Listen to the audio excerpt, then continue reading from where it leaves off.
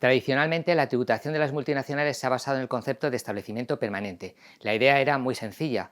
Las multinacionales, la matriz, creaba una filial en otro país, invertía en activos fijos, una fábrica o cualquier otro tipo de instalación, y recibía un tratamiento fiscal exactamente igual o muy parecido al de las sociedades nacionales.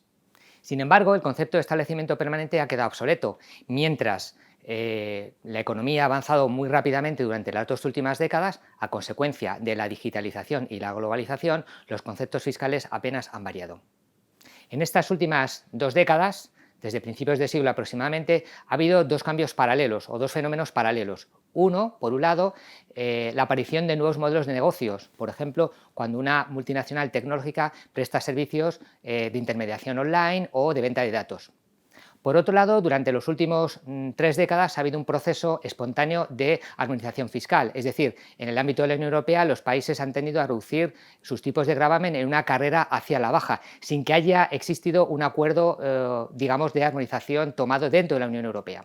El resultado es que el tipo de gravamen del impuesto de sociedades se ha reducido drásticamente en muchos países.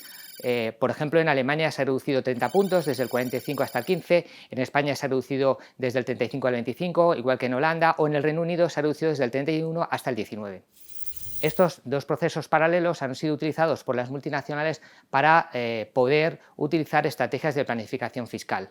En este proceso ha habido ganadores y perdedores. Los ganadores fundamentalmente han sido los países receptores de inversión, como es el caso, por ejemplo, de Irlanda, cuyo PIB ha aumentado de manera muy significativa en las dos últimas décadas.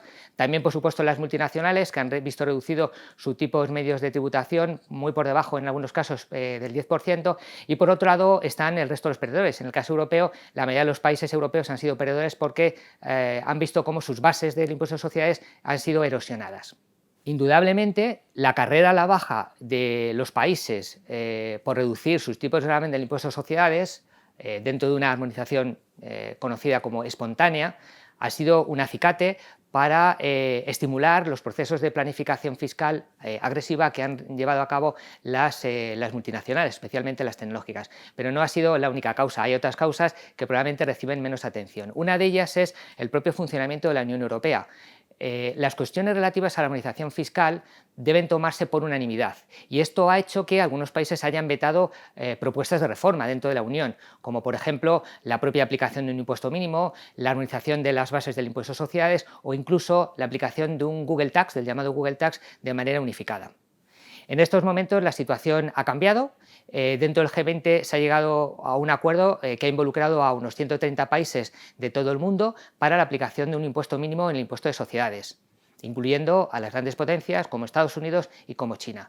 En el ámbito de la Unión Europea el acuerdo ha sido suscrito, pero no por todos los países. Ha habido 4 países que han decidido no ratificarlo. En concreto, no ha sido ratificado por Irlanda, por Hungría, por Estonia y por Chipre, que tienen unos tipos de gravamen los más bajos dentro de la Unión Europea. La no ratificación del acuerdo por estos 4 países introduce algunos problemas al funcionamiento efectivo de este acuerdo. La mayoría de las empresas o muchas de las empresas tecnológicas que están en Irlanda son empresas americanas y estas van a ser gravadas en Estados Unidos.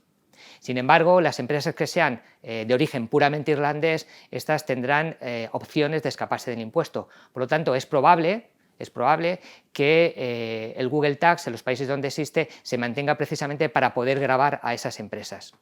Hasta que no conozcamos el acuerdo global con todo el detalle, no podemos conocer o no podemos estimar cuál es el impacto recaudatorio que tendrá para España.